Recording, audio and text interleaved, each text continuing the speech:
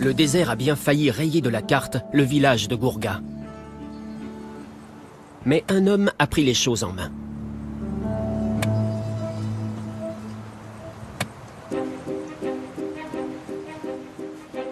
Yacouba Sawadogo n'a pas fait d'études scientifiques. Pourtant, la prouesse qu'il a accomplie a ébahi le monde entier.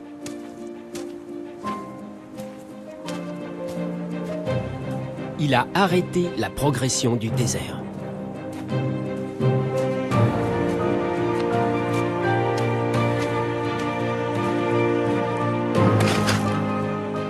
Il y a près de 40 ans, après une terrible famine, Yacouba commence à travailler la terre en plein cœur de la saison sèche, quand rien ne pousse.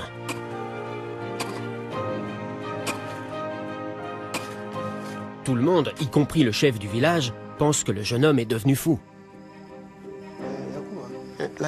Les gens t'ont critiqué.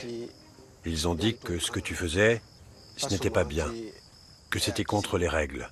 Ils ont dit que c'était de la folie, que tu étais devenu fou. Ils ont dit que j'allais à l'encontre de la tradition.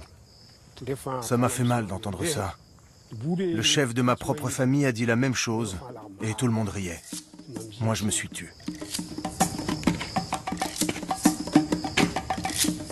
Yacouba s'est dit qu'avant le retour des pluies, il fallait préparer la terre pour qu'elle puisse absorber le plus d'eau possible.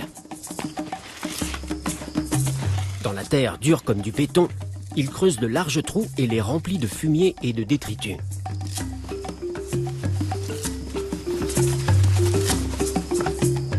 Sans le savoir, cela va lui permettre de recruter un allié inattendu. Le fumier attire des termites qui commencent à utiliser les trous pour faire pousser les champignons dont ils se nourrissent.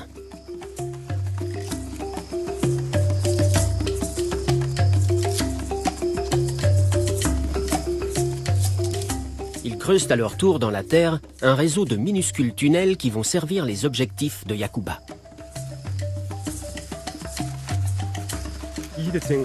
Quand la pluie tombe, les galeries dans le nid des termites retiennent l'eau et l'empêchent de s'en aller. L'eau remplit les galeries et reste là. Et ça nourrit le sol.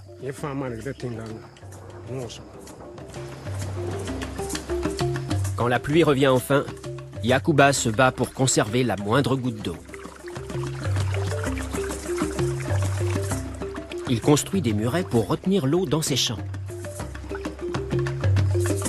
Et au lieu de ne semer que des plantes potagères, il plante également des arbres.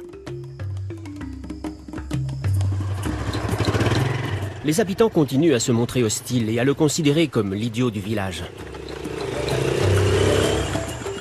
Mais Yacouba persévère, et peu à peu, l'alliance qu'il a réussi à nouer avec les plantes et les animaux sauvages finit par porter ses fruits. En l'espace de 40 ans, les arbres qu'il a plantés ont attiré des oiseaux.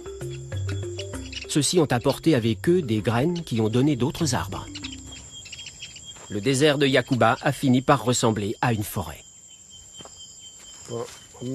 Voici mon tout premier arbre. Je l'ai planté ici il y a 38 ans.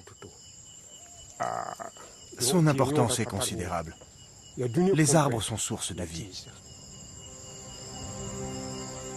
La forêt de Yacouba transforme le microclimat.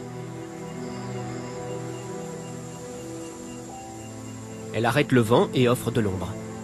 Et plus important encore, elle fait remonter la nappe phréatique en retenant l'eau dans le sol. Non loin, les récoltes de Yacouba sont également abondantes. Il n'est plus l'idiot du village.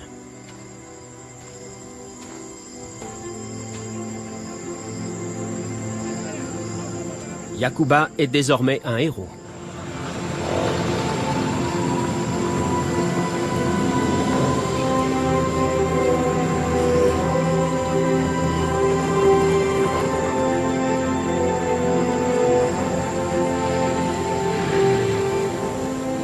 Au moment de récolter le millet, tous les villageois travaillent ensemble.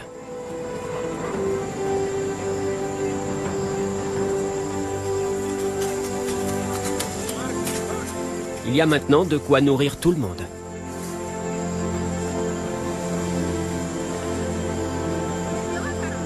Les méthodes de Yacouba se sont avérées si efficaces qu'elles sont aujourd'hui enseignées dans tout le Sahel et elles ont récemment permis au Niger de survivre à la famine.